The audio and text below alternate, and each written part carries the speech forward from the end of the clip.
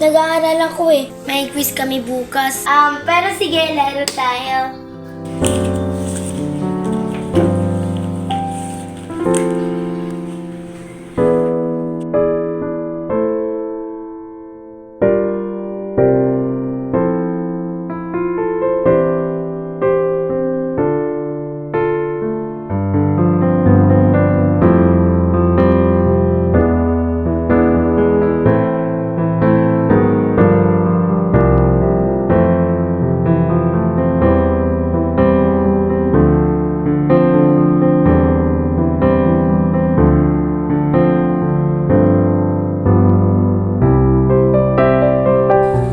Ano ba yan? Bagsak na naman ako sa quiz. Nag-review naman ako.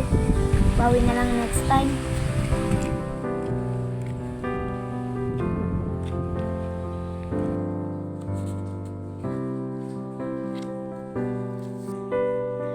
Ate, ba't ganyan yung mukha mo? Ba't parang lungkot-lungkot mo? Bagsak ako sa quiz namin ng Willow. Bakit? Di ba nag-review ka? Oo, nag-review ako. Kala ko mataas ang makukuha kong score eh. Paano yan? Daisy, nahilo na ako. Laki ng tiyan ko. Ate, Ethan, bakit? Ate, nahilo na ako at ang laki ng tiyan ko. Dalhin ka na ba namin sa ospital?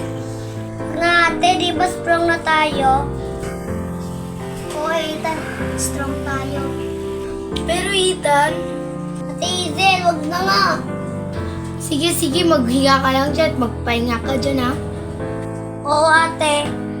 Ethan, magpagaling ka para maglaro tayo. Oo nga, Ate Willow.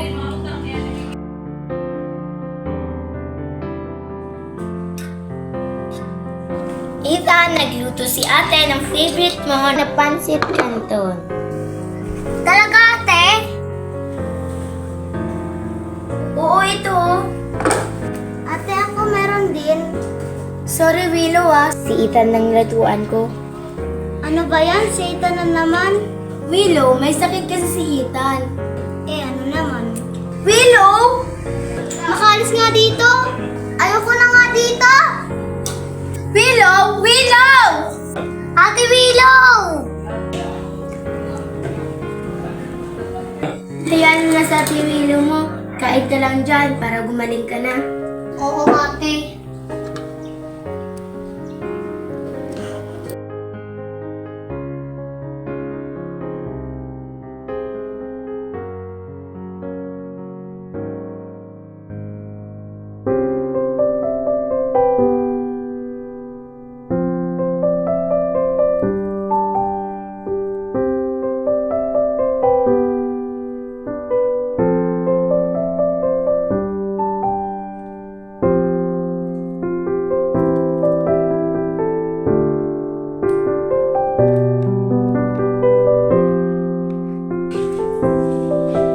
Hala, buko.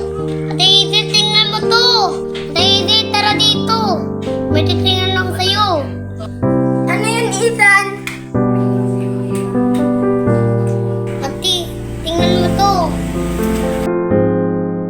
Ano yun, Ethan? Buhok di ba yan? Oo nga, ate. Saan to galing? Sa ulo ko po. Ginupit mo ba yung buhok mo? Hindi po, ate. Eh di saan to galing? Buhok nga, ate. Base sa nabasa ko noon, pag naglagas ang buhok ng isang tao, may sakit ito. Nang sakit ito, ate? Yun ang hindi ko alam. Try ko nga mag-research. Ito, pag nagas ang isang buhok ng tao, may sakit nito. May cancer. May cancer ka, Ethan? Ano, ate? Ano yung cancer? Sa itong sakit na pwede kang mamatay. Pwede ka ditong makalbo. Ayoko, ate!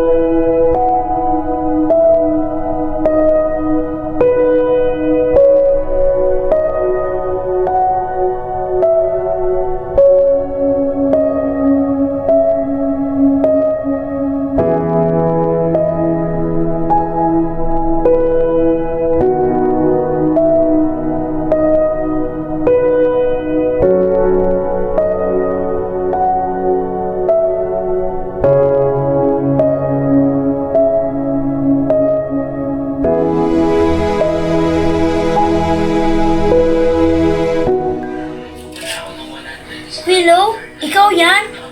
Ate, saan si Ethan? Willow, wala na si Ethan. Willow, wala na si Ethan. Anong wala na si Ethan?